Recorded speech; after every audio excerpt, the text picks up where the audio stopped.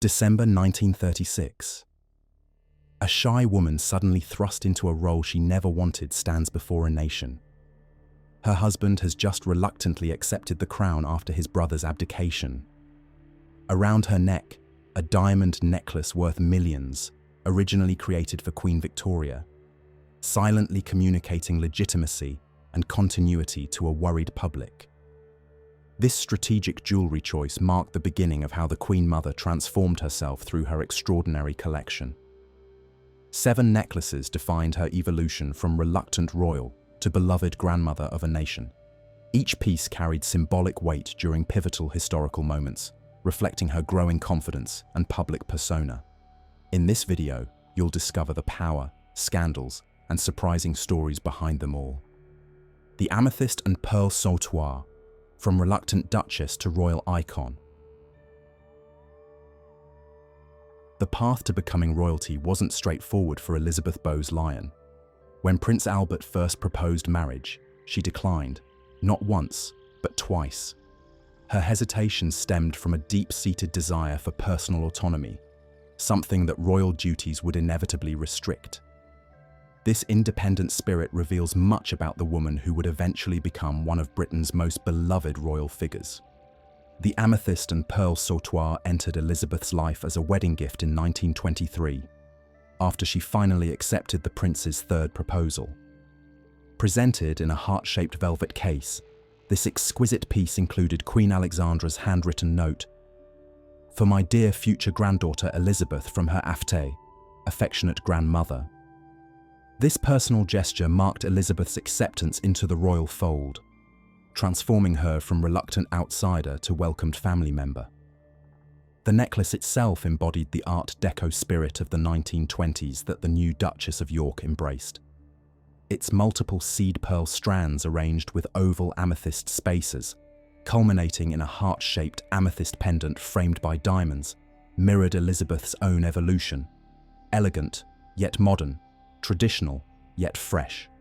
Like the jewel she wore, Elizabeth would blend timeless grace with contemporary relevance throughout her royal career. Following Queen Alexandra's death in 1925, the necklace gained deeper significance. Amethysts were traditionally considered appropriate for half-mourning attire. The necklace was publicly displayed with other wedding gifts at Buckingham Palace, drawing admiration from visitors and press alike.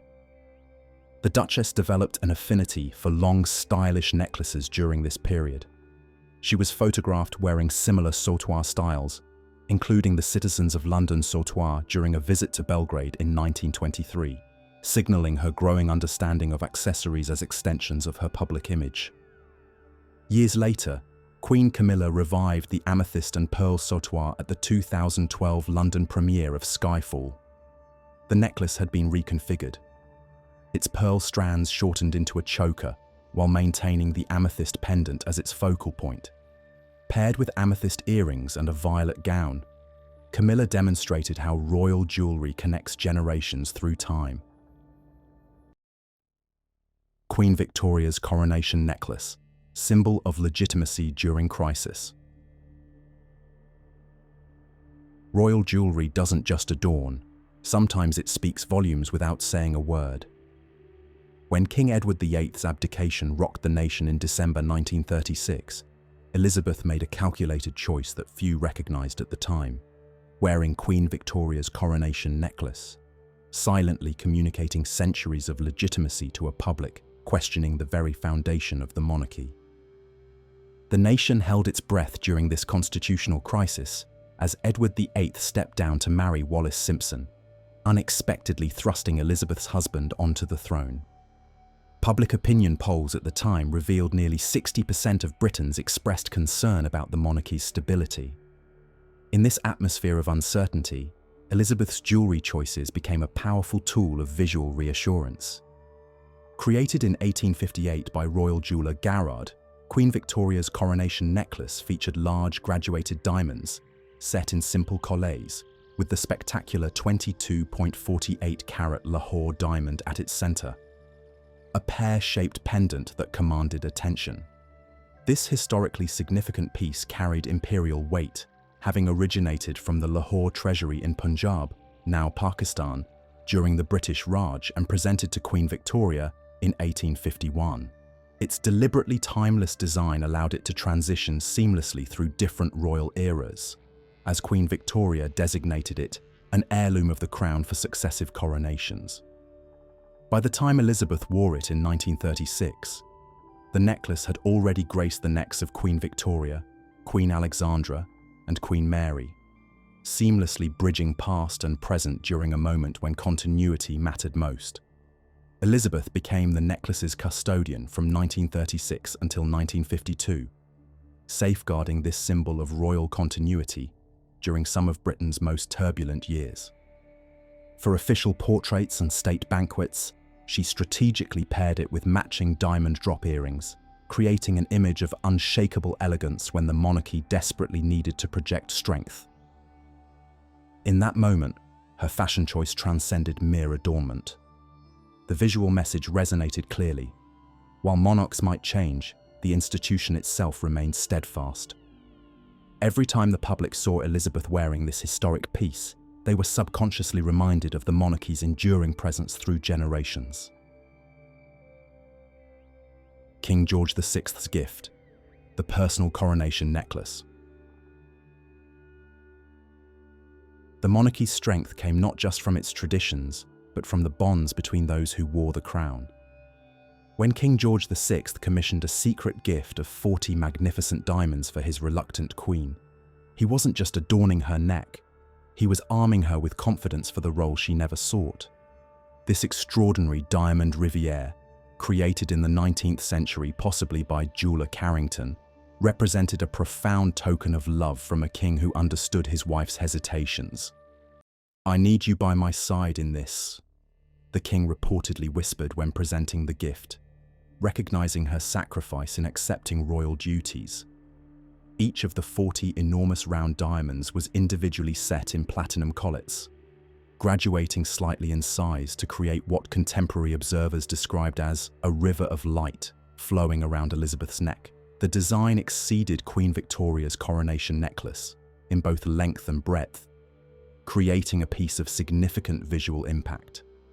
Elizabeth's appearance on May 12, 1937, became truly revolutionary when she boldly wore both necklaces simultaneously.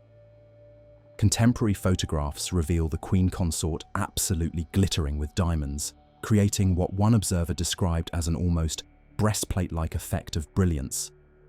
This strategic layering demonstrated Elizabeth's rapidly evolving confidence in crafting her royal image, balancing tradition with her emerging personal style. The necklace accompanied Elizabeth through the decades that followed, taking on deeper significance after King George VI's death in 1952.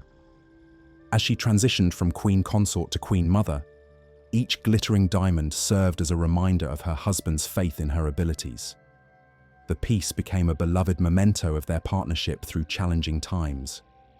The necklace's legacy extended into the next century, when Queen Camilla wore the piece, now consisting of 31 rather than 40 collets to better complement modern evening gown necklines, for her official 60th birthday portrait in 2007. She has since worn it to several state occasions, including a 2008 banquet honoring French President Sarkozy, where she paired it with the Queen Mother's Greville tiara and diamond drop earrings. The crown, ruby necklace, transforming superstition into strength. Royal jewels often undergo transformations, but few pieces have a story as compelling as the crown ruby necklace. Behind its dazzling red and white brilliance lies a tale of superstition so powerful it altered the course of royal jewelry history and later became one of the Queen Mother's most defining pieces. The necklace began its life in the 1850s as part of Queen Victoria's Oriental circlet parure. These spectacular pieces originally featured opals rather than the rubies we associate with them today. This dramatic transformation occurred in 1902 when Queen Alexandra, who inherited the collection, made an unprecedented decision driven by personal fear. Alexandra harbored a deep superstition about opals, believing they brought misfortune to their wearers. Rather than relegating the priceless jewelry to storage, she took radical action, having every opal removed and replaced with vibrant red rubies from the royal collection. Like a phoenix rising from ashes, the jewelry was reborn. These were special stones presented to Queen Victoria by Indian Maharajas in the 1870s, adding layers of imperial history to the already significant piece.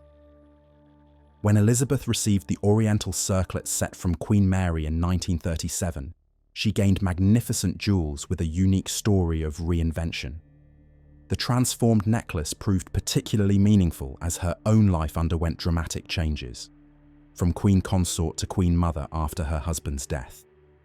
For decades, from the 1940s through the 1990s, Elizabeth made the crown ruby necklace a cornerstone of her public image. At banquets and receptions, the vivid red stones created a striking contrast against her preferred pastel evening gowns. She paired it with the matching ruby earrings and tiara, establishing a signature look instantly recognizable to the British public. The parallel between the necklace and Elizabeth herself is remarkable. Just as the jewelry was reimagined from potential bad luck into a bold statement piece, Elizabeth transformed potential tragedy into strength. The brilliant red gems became symbols of her resilience. After losing her husband, she reinvented herself as the beloved grandmother figure of the nation. Queen Alexandra's wedding necklace, connecting generations of royal women. What happens when a wedding gift outlives the marriage but the entire era it was created for? Queen Alexandra's wedding necklace represents something extraordinary in royal jewelry, a physical thread connecting generations of royal women across 3 centuries. In 1863, the future King Edward VII commissioned Garrard to create a spectacular diamond and pearl necklace for his bride, Princess Alexandra of Denmark. Contemporary newspapers described it as a splendid triumph of the diamond setter's art. This masterpiece featured 8 scalloped diamond clusters, each centered by a pearl. 7 clusters suspend pear-shaped pearl pendants that create movement with every step. The clusters connect through diamond swags, and at the center, 3 magnificent pear-shaped pearls descend in a dramatic vertical arrangement. Princess Alexandra treasured this matrimonial gift, wearing it on her wedding day at St. George's Chapel, where the pearl drops complemented her Honiton lace gown. Throughout her life, she paired it with other pearl jewelry and diamond tiaras at significant royal occasions. After Queen Alexandra's death in 1925, the necklace became a symbol of royal maternal welcome when Queen Mary passed it to Elizabeth around the 1937 coronation. This transfer represented a continuation of royal maternal bonds across generations. Elizabeth embraced this connection deeply. The necklace became one of her most frequently worn pieces from the 1940s through the 1960s. At formal events, she often paired it with the Greville tiara or her pearl tiara. The sweeping lines and lustrous pearls perfectly suited her classic style, becoming a signature element of her regal presence. When Queen Elizabeth II inherited the necklace in 2002, it entered a period of dormancy. The Queen never publicly wore her grandmother's wedding necklace, perhaps finding its Edwardian festoon style too traditional for contemporary occasions. The necklace's re-emergence in 2018 marked its first public appearance in a quarter century when Catherine, then Duchess of Cambridge, wore it to a state banquet, connecting her directly to Alexandra's legacy across the span of royal history. The Greville festoon necklace, from society hostess to royal matriarch. Royal jewelry often passes through expected channels, mother to daughter, sovereign to heir, but sometimes fate delivers surprises that alter the course of royal history. In 1942, as Britain endured the darkest days of World War II, Queen Elizabeth received an extraordinary bequest that would help define her royal identity for decades to come. Dame Margaret Greville, the illegitimate daughter of a brewery millionaire who had risen to become one of Britain's most celebrated hostesses, left her entire jewelry collection to the Queen upon her death. The Evening Standard described this inheritance simply as magnificent, an understatement for a collection whose opulence stood in stark contrast to a nation living under rationing and air raids. The centerpiece was the festoon necklace, known in society circles as Mrs. Greville's Rocks. Originally created as a two-row diamond piece from Cartier's London workshop in the 1920s, Greville later expanded it to 5 rows in 1938. The final design featured interlocking swags of brilliant and cushion-cut diamonds with vertical baguette-cut diamond bars between sections, a cascade of light that transformed the wearer's appearance like stars breaking through wartime blackout curtains. Elizabeth faced a challenge with this inheritance. During a time when Londoners sheltered in underground stations, displaying such wealth required careful judgment. She reserved these spectacular pieces for occasions where royal dignity needed visible representation, using them as symbols of continuity amid national crisis. This jewellery took on new significance after the war, when Elizabeth became Queen Mother following her daughter's accession in 1952. The Greville festoon became central to her transformation into the royal family's grand matriarch. Its design allowed her to wear all 5 strands for formal occasions, or detach the top rows for more subdued events. Queen Camilla now continues the necklace's story, first wearing it in 2005, and later pairing it with the Greville tiara at white tie events, including a 2007 Commonwealth meeting in Uganda and a dinner celebrating Wellington's Waterloo banquets in 2015. The Greville Emerald Necklace, Mystery and Private Significance. For all the dazzling diamonds that define the Queen Mother's public image, it was a suite of emeralds she wore more selectively and personally. The Greville Emerald Necklace represents the rare royal treasure that grows more intriguing, precisely because of its absence rather than its visibility. The Emerald Suite's origins remain tantalizingly obscure. Speculation has connected them to Empress Josephine or Marie Antoinette, though evidence supporting these theories remains elusive. The design itself, featuring bold, square-cut emeralds nestled within intricate diamond clusters, creating a fringe-like pattern, suggests 19th century craftsmanship, with possible alterations by Boucheron in Paris around 1911. The necklace arrived in the Queen Mother's collection at a pivotal moment. As a royal who possessed few emerald pieces, these vibrant green stones added a fresh dimension to her jewellery repertoire. The matching earrings completed a set that stood apart from her predominantly diamond and pearl collection. What makes this necklace fascinating is the Queen Mother's selective wearing pattern.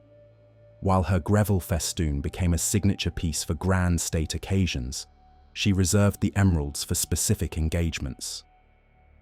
During the 1972 Dutch state visit, she paired the emeralds with Queen Mary's fringe tiara, creating a sensation among onlookers who rarely glimpsed these mysterious gems.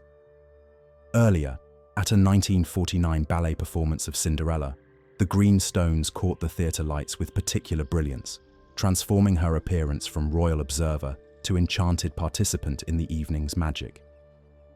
This selectivity suggests these emeralds held personal significance beyond their monetary value. Why did she choose these particular occasions? Royal jewellery experts note that emeralds carry particular diplomatic weight in certain cultures, indicating her sophisticated understanding of wardrobe diplomacy. Perhaps most intriguing is the necklace's complete disappearance from public view since the Queen Mother's death in 2002.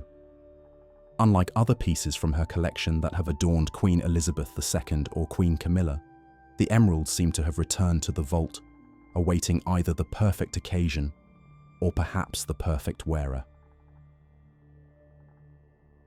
Conclusion. The legacy of the Queen Mother's iconic necklaces continues to shimmer in royal life today. After her passing in 2002, treasures like the Greville festoon necklace and Queen Alexandra's wedding necklace were inherited by Queen Elizabeth II, who then strategically loaned them to family members. Queen Camilla pairs the Greville festoon with its matching tiara at state occasions, channeling Elizabeth's signature elegance. Catherine, Princess of Wales, revitalized Queen Alexandra's wedding necklace in 2018, bringing a forgotten treasure into the spotlight again.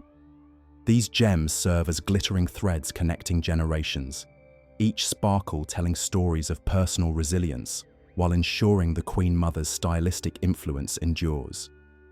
If you've enjoyed this video, please take a moment to like this video and subscribe to the Behind the Gift channel for more in-depth looks at the fascinating stories behind the world's most extraordinary jewelry.